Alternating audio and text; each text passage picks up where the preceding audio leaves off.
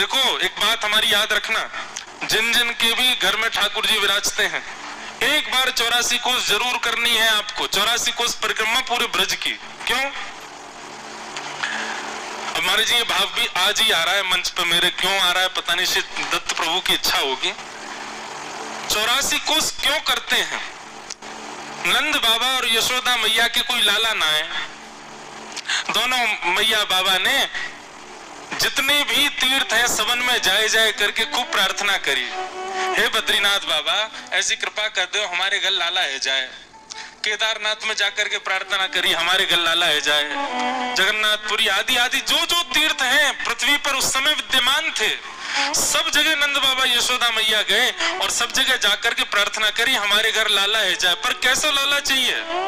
विष्णु आराधनार्थाय भाव रखा गया, गौ सेवक हो, वैष्णवों की आराधना करने वाला हो, ब्रजवासियों की सेवा करने वाला हो, ऐसा लाला हमारे घर में उत्पन्न है जाए। और सब जगह नंद बाबा यशोदा मैया ने प्रार्थना करी, यदि हमारे लाला भयो तो वह लाला की उम्र है वे पे 6-7 वर्ष को जब है जाएगा तो वह लाला को लेके हम सब जगह आएंगे सारे तीर्थों में। ठाकुर जी का जन्म ही हुआ तब नंद बाबा 80 वर्ष के थे। ठाकुर जी जब 6-7 वर्ष के हुए तो नंद बाबा 90 के समीप आ गए। नंद बाबा ने एक दिन सबको बुला के कही, भैया हम तीर्थ यात्रा पर जाएंगे लाला को लेके, तीर्थ यात्रा की कृपा से लाला भयो है।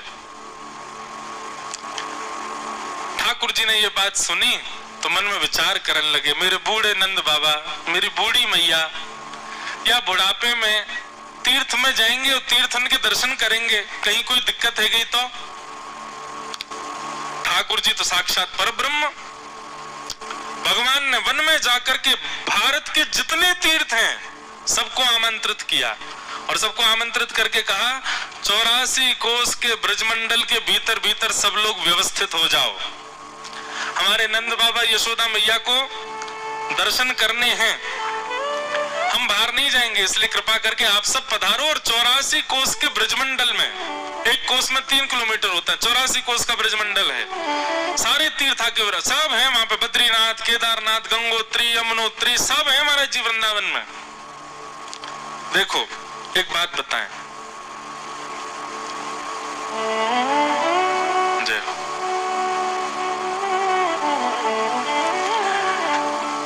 श्री राधा रानी के पग पग पे प्रयाग जहां केशव की केली कुंज कोटि कोटि काशी है, यमुना में जगन्नाथ, रेणुका में रामेश्वर, तरु तरु पे पड़े रहत अयोध्या निवासी है, गोपिन के द्वार द्वार हरिद्वार बसत जहां, बद्री केदारनाथ फिरत दास दासी है, स्वर्ग अपवर्ग प्रथा लेकर करेंगे हम क्या, जान लो हमें हम वृंदावन वासी हैं, जान लो हमें हम वृंदावन वासी हैं।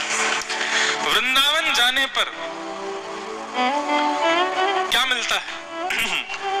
पग पग पे प्रयाग जहां, मतलब आप वृंदावन में जितनी देर चलते हो अपने स्टेप्स काउंट करो, हम कितना चले वृंदावन में? 3000, 4000, 5000, 10,000, 50,000 कदम अगर वृंदावन में चल लिए, अगर आप पूरी वृंदावन परिक्रमा लगाओगे तो 1-1.5 लाख कदम होंगे शायद। आप वृंदावन में एक पैर भी चलते हैं तो उस पग पर पग आगे बढ़ाने पर प्रयागराज में संगम स्नान करने पर जो पुण्य मिलता है, वृंदावन में केवल डोलने से मिल जाता है वो पुण्य। सावधानी से सुनिए सब लोग, पग पग पे प्रयाग जहां, हर पग पर प्रयाग जाने का फल प्राप्त होता है। श्री राधा रानी के पग पग पे प्रयाग जहां, केशव की केल कुंज कोटि कोटि काशी है। कभी कोई कुंज दिखाई दे, कुंज किसको कहते हैं? ऐसे वृक्षों के नीचे ऐसे छतरी जैसी बनी हो जहां ठाकुर जी सुंदर लीला करते हैं, ऐसी कुंजों के भीतर यदि बैठ करके नेक वहां छांव ले लो तो उसका क्या फल मिलता है? बोले काशी जाने का फल मिलता है। कुंजों के नीचे बैठने से, वृंदावन की वृक्षवल्लरियों में छाया लेने से काशी जाने का फल प्राप्त हो जाता है। तो पग पग पर प्रयाग जाने का फल, वृक्षों के नीचे छाया लेने से काशी जाने का फल, और केशव की केल कुंज कोटि कोटि काशी है। यमुना में जगन्नाथ, श्री यमुना जी का दर्शन करो, महाप्रभु जगन्नाथ जी के दर्शन का फल मिलेगा। रेणुका में रामेश्वर, और यमुना जी की जो बालू है, यमुना जी की जो रेणु है, उसको माथे से लगा लो तो रामेश्वरम प्रणाम करने का फल मिल जाता है। यमुना में जगन्नाथ, रेणुका में रामेश्वर, और तरु तरु पे पड़े रहत अयोध्या निवासी है। महाराज जी वृंदावन वासियों की और अयोध्या वासियों की थोड़ी नोकझोंक चलती ही रहती है। हमारे परम पूजनीय प्रातः स्मरणीय, उनको आना था पर वो किसी कारण उनकी फ्लाइट मिस हो गई, वो आ नहीं पाए। पूज्य जगत गुरु रामानुजाचार्य श्री राघवाचार्य जी महाराज अयोध्या के हैं, बड़े बहुत महाराज जी, कभी मैं निवेदन करूंगा महाराज जी से भी, उनको बहुत सुख मिलेगा यहाँ पर। एक बार उनकी आप वाल्मीकि रामायण की कथा भी श्री दत्त धाम में कराइए, बहुत सुंदर कथा करते हैं। और हमारे यहाँ दो बार उनकी वाल्मीकि रामायण हो चुकी, तो उनसे मेरी बड़ी नोकझोंक चलती है। वो अयोध्या को श्रेष्ठ बताते रहते हैं, मैं वृंदावन को, वो अपने राम जी को श्रेष्ठ बताते हैं। मैंने कहा हाँ, माटी के मत होना है तुम्हारे, हमारा तो चंचल ठाकुर है। तो ऐसी चलती रहती है। तो कभी कभी वो अयोध्या की एक बार बता रहे थे बड़ी महिमा, मुझसे बोले आपको पता है कोई व्यक्ति अपने घर से जब अयोध्या के लिए निकलता है तो उसके यम यातना दूर हो जाती है, जे दूर हो जाती है, वो दूर हो जाती है, और बड़ी प्रशंसा कर रहे। मैंने महाराज जी सुनो, बोले हाँ। मैंने कहा वृंदावन की स्थिति है, तरु तरु पे पड़े रहत अयोध्या निवासी हैं। तरु तरु पे पड़े रहत मतलब ये जितने भी तरु कहते हैं वृक्षों के पत्रों को। ये पत्र जो है ना, इनको अगर आपने देख लिया, मतलब एक वृक्ष को देखा, वृक्ष पे देखो कितने पत्ते हैं, गिन तो सकते नहीं, हजारों लाखों पत्ते हैं। अगर आपने एक वृक्ष को नेत्र भर करके देख लिया, उसके समस्त पत्रों पर आपकी दृष्टि चली गई, तो जितने पत्ते हैं उतने पत्ते गिन लो, उतनी बार अयोध्या जाने का फल प्राप्त हो जाता है एक वृक्ष को देखने से। वृंदावन में तरु तरु पे पड़े रहता अयोध्या निवासी। और गोपिन के द्वार द्वार हरिद्वार बसत जहां, किसी ब्रजवासी के द्वार पर एक क्षण बैठ जाओ, हरिद्वार जाने का फल मिल जाएगा। और बद्री केदारनाथ फिरत दास दासी हैं। बद्री केदारनाथ जो कि सबसे दुर्गम है, उस बद्री केदारनाथ में जाने का फल तो वृंदावन में कुछ नहीं, बस घूमते रहो, वहां की वायु आपका स्पर्श कर ले, उसी से बद्री केदारनाथ का फल मिले। बद्री केदारनाथ फिरत दास दासी हैं। स्वर्ग अपवर्ग लेकर वृथा करेंगे हम क्या। हम ब्रजवासियों को स्वर्ग अपवर्ग वैकुंठ कछु की इच्छा नहीं है, जान लो हमें, हम वृंदावन वासी हैं, हम वृंदावन के निवासी। तो वृंदावन में तो भैया सबरे तीर्थ विद्यमान है। तो इच्छा है कि महाराज जी एक बार वृंदावन आप पधारें और श्री दत्त प्रभु के जल स्वरूप के साथ 84 कोस परिक्रमा करें। और आगे आगे वैसे तो बड़े प्रकल्प हैं, गाड़ी से करेंगे तो 10-12 दिन में हो जाएगी, लेकिन एक महाराज जी एक अद्भुत भाव ऐसा भी है कि वृंदावन के और भारतवर्ष के, जैसे यहाँ वारी चलती है श्री पंडरीनाथ भगवान के मंदिर की तरफ, ऐसी वारी जैसा स्वरूप हो, वैष्णव वारकरी सब लोग पूरे वृंदावन ब्रजमंडल में वारकरी दिखें। वारकरियों के बीच में श्री पंडरीनाथ भगवान, हमारे दत्त प्रभु और श्री गिरधर लाल जी, 3 पालकी चलें। संत, गौ और वैष्णव 3 लोगों की टोली, गैया भी चल रही है 84 कोस यात्रा में। कितना सुख मिलेगा, कितना आनंद होगा।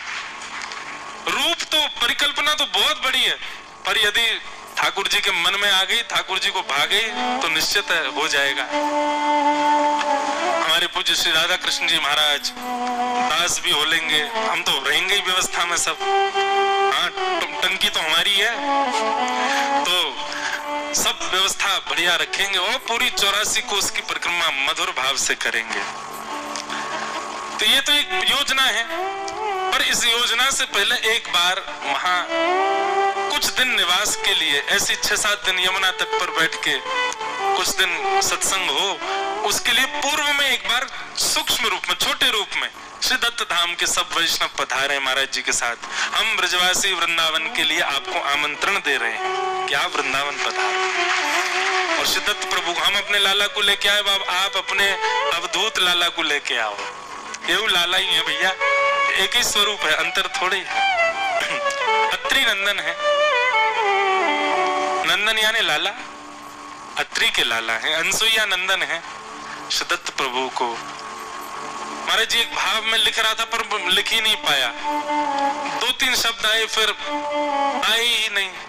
पर मैं आज रात्रि कुछ निश्चित बना करके कल सुबह 5, 5:30 प्रस्थान करने का भाव है, त्र्यंबकेश्वर प्रणाम करके सीधे बंबई। तो उस समय जल्दी जल्दी आपको गा के सुना जाऊंगा, कोई भाव श्री दत्त प्रभु के लिए लिखा है। फिर आप सब लोगों को सुनाने के लिए पुनः जब आएंगे तब वो सुनाएंगे। पर वो एक भाव मन में पहले से ही था कि कुछ देके जाना है भेंट श्री दत्त प्रभु को एक पद के रूप में, तो वो कल सुबह महाराज जी को अर्पित कर देंगे। तो आप सबका बहुत बहुत आमंत्रण है, वृंदावन पधारो और वृंदावन रस के आनंद में खूब आनंदित होंगे हम लोग, परम आनंद होगा। आज कथा का विश्राम दिवस है, कथा क्रम भी बहुत है। वो चिंतन तैयार हो गया क्या? आज भी तैयार बैठा है, अभी भी नहीं हुआ हो तो वैसे ही आ जाए, बेचारा वो कन्हैया ही है पूरे। तो आज नंदोत्सव थोड़ा कथा में करेंगे और फिर हम क्रम थोड़ा सा बोल करके और कथा को विश्राम देंगे।